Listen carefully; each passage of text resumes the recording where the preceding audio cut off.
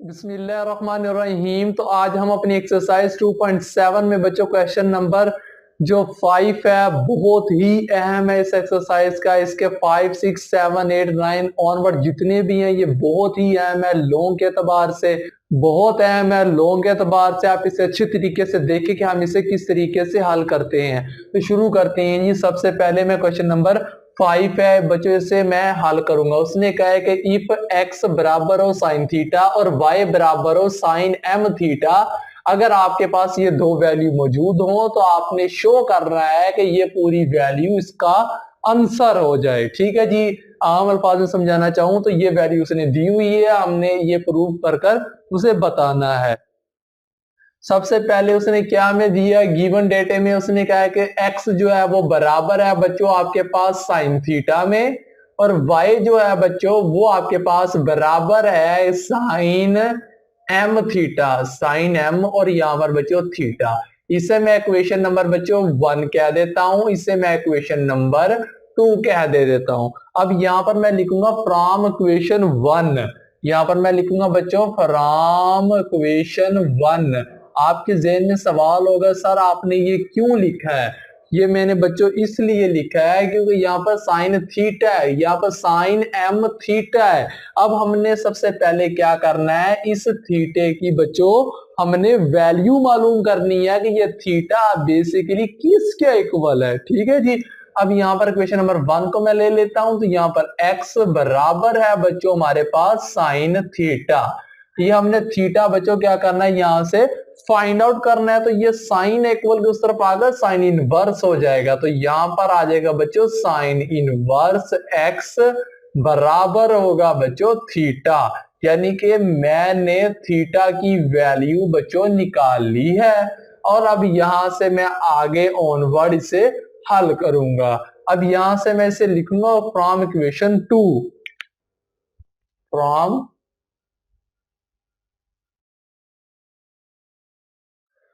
Equation 2 y जो है बच्चों वो बराबर होगा हमारे पास साइन m, और इस थीटे की जगह पर मैं लिखूंगा ब्रैकेट यूज कर साइन इनवर्स x। ठीक है जी। हमारे पास ये वाली बच्चों अब वैल्यू आ चुकी है। अब आगे स्टेप में मैं लिखूंगा differentiate with respect to x on both side. हम बच्चों अब इसका डेरिवेटिव लेंगे। तो यहां पर D Y over D X बराबर होगा G D over D X आ जाएगा। यहां पर आ जाएगा साइन एम है और यहां पर आ जाएगा साइन इनवर्स एक्स। ठीक है जी। अब बच्चों यहां पर आपने देखना है कि यहां पर बच्चों हमने सिर्फ यहां पर साइन है और ये जितनी भी वैल्यू है बच्चों ये समझ लें कि आप x की जगह पर आई हुई हैं। तो यहां पर हम साइन का फार्मूला लगाएंगे। इस d Y over D x को बच्चों मैं लिख सकता हूं क्या, y1 लिख दूं, मेरी मर्जी है। नहीं तो मैं इसे d Y over D x ही एज इट इज चला सकता हूं। अब यहाँ पर y1 बराबर होगा अब साइन इनवर्स एक्स है ये। ठीक है जी। और m बाहिर है। तो अब इसका साइन का डेरिवेटिव क्या होता है बच्चों, साइन का डेरिवेटिव का कोस एक्स होता है, कोस आ जाएगा। और यहाँ पर बच्चों m है तो ये m रहा, और यहाँ पर आ जाएगा साइन इनवर्स एक्स आ जाएगा। ठीक है जी। साइन का डेरिवेटिव कोस होता है। फर्दर बच्चों एंगल का भी डेरिवेटिव होता है जो कि होता है डी ओवर डी एक्स आ जाएगा। बच्चों इसका एंगल क्या है बच्चों, m bracket sine inverse x, ये है बच्चों इसका एंगल।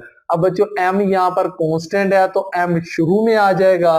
y1 जो है ये बराबर होगा जी m, बच्चों मैं इसे लिख सकता हूं, इसे कोस m ब्रैकेट यहाँ पर बच्चों आ जाएगा मेरे पास साइन इनवर्स x है। ठीक है जी। अब यहां से m जो है वो मेरे पास कांस्टेंट है, m पहले आ जाएगा। और डेरिवेटिव साइन इनवर्स x का जब हम डेरिवेटिव लेंगे वो आ जाएगा 1 over under root 1 minus x का स्क्वायर। और जब हम इसके फर्दर एंगल का डेरिवेटिव लेंगे तो डी वाई सॉरी, जब इसका हम एंगल का डेरिवेटिव लेंगे D over D x x, अब हम इसका जब डेरिवेटिव लेंगे तो यहां से बच्चों वन ही आ जाएगा, कोई खास फर्क नहीं पड़ेगा। अब इससे अगले स्टेप में हमें क्या करना होगा जी, इससे अगले स्टेप में मुझे ये करना होगा, मुझे इस अंडर रूट को बच्चों खत्म करनी होगी। इस अंडर रूट को मैं खत्म तब ही कर सकता हूं जब मैं इसको स्क्वायर ऑन बोथ साइड, यहां से बच्चों यहां पर आ जाएगा टेकिंग स्क्वायर, यहां पर बच्चों क्या आ जाएगा y1 का बच्चों यहां पर स्क्वायर आ जाएगा इज इक्वल आ जाएगा, यहां पर क्या आ जाएगा कोस का स्क्वायर m आ जाएगा जी, और यहां पर इसका जो एंगल है वो एज इट इज आ जाएगा जो कि है साइन इनवर्स x। ठीक है जी, अब डॉट है, अब यहां पर बच्चों क्या होगा m का भी स्क्वायर आ जाएगा, दरमियान में डॉट है, और यहां पर आ जाएगा 1/1 माइनस बच्चों x का स्क्वायर। ठीक है जी, जब इसका 1 का स्क्वायर 1 आ गया, जब इस पर स्क्वायर ने स्क्वायर लगाया तो स्क्वायर अंडर रूट से कैंसिल हो जाएगा, तो ये वैल्यू आ जाएगा, और इसका जवाब बच्चों क्या आ जाएगा 1 आ जाएगा, 1 का स्क्वायर 1 आ जाएगा, 1 से मल्टीप्लाई करेंगे तो खास फर्क नहीं पड़ेगा।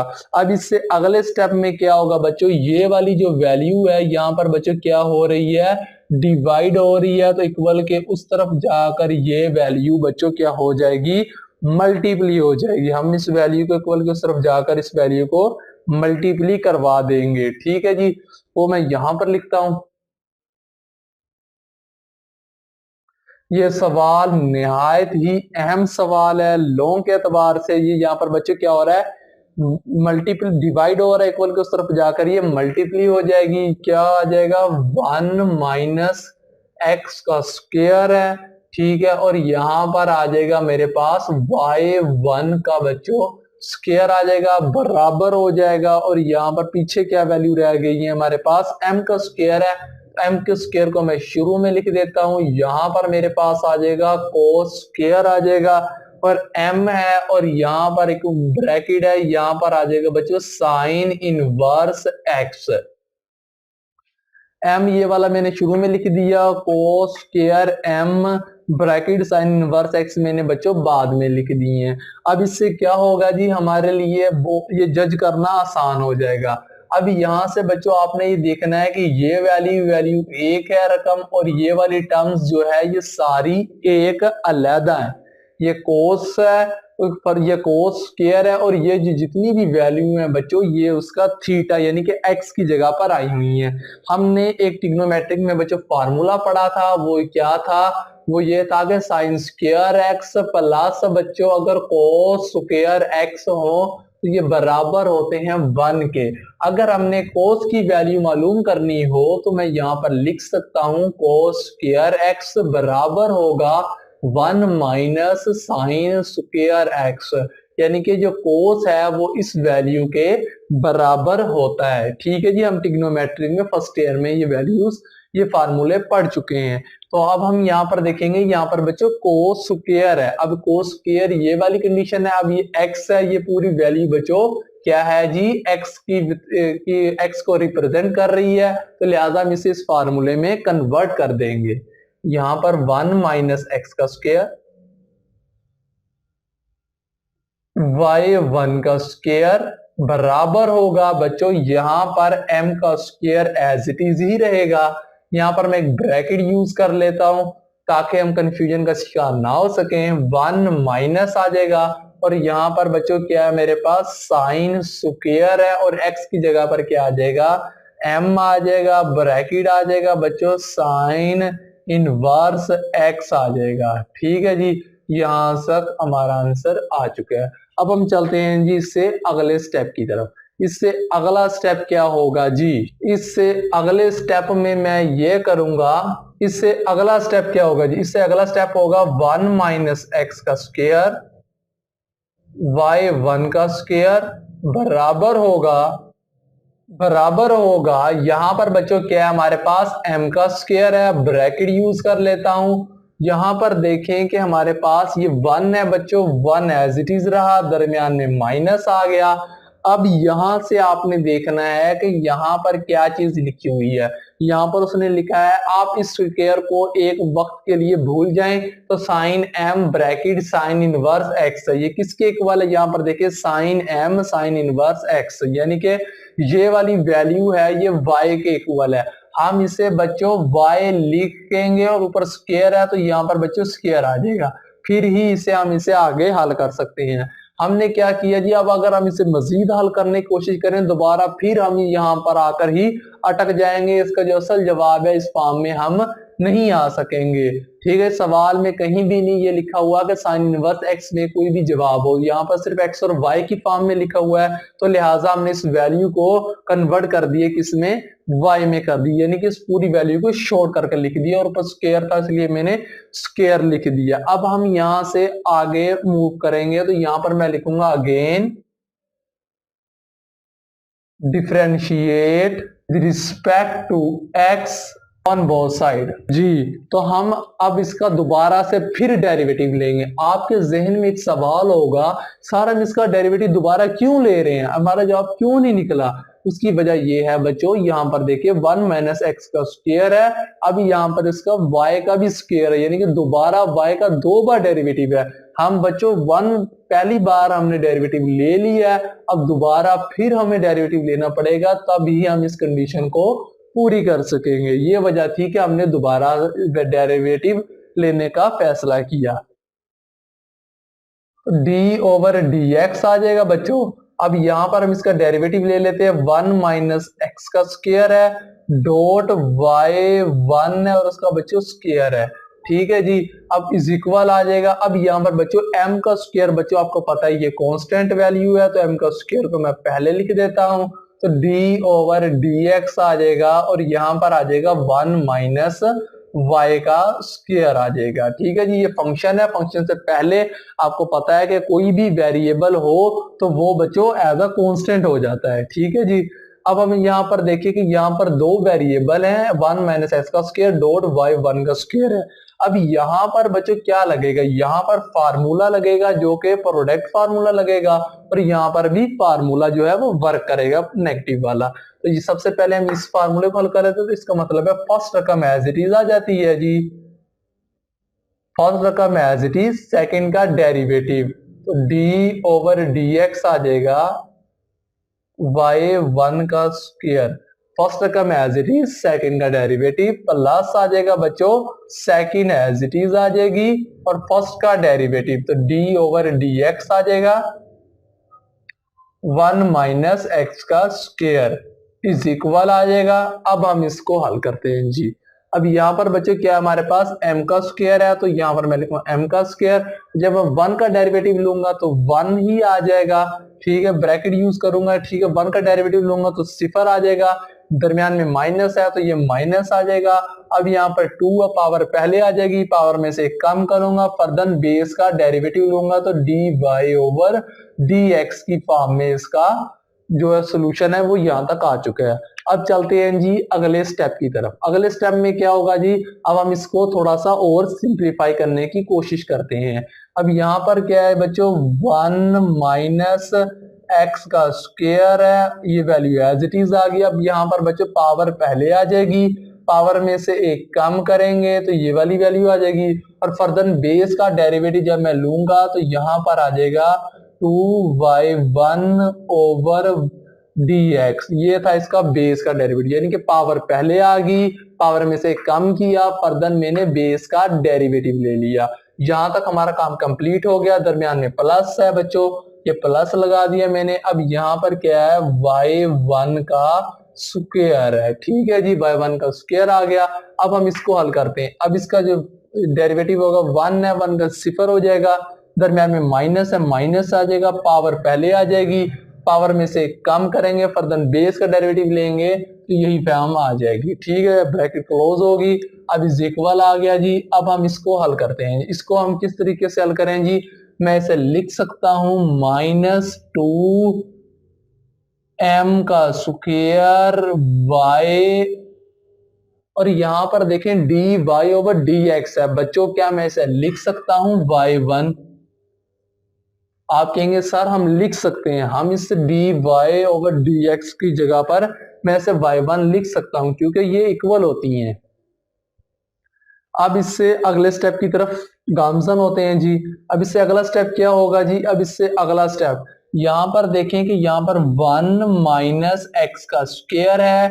ये निहायत ही आराम से तसल्ली से करने वाला सवाल है, आप इसे बिल्कुल गौर से देखिएगा, कोई भी स्टेप आप मिस ना कीजिएगा। यहाँ पर क्या बच्चों 2y1 है, ठीक है। और यहाँ पर देखेंगे डेरिवेटिव फर्स्ट y1 है। अगर dy1 का दोबारा से डेरिवेटिव यानी कि उसने एक बार डेरिवेटिव लिया, इसका जब हम दोबारा से फिर डेरिवेटिव लेंगे तो मैं इसे बच्चों लिखूंगा y2 की फॉर्म में, यानी कि इस वैल्यू को मैं इस तरह भी लिख सकता हूं, ठीक है जी।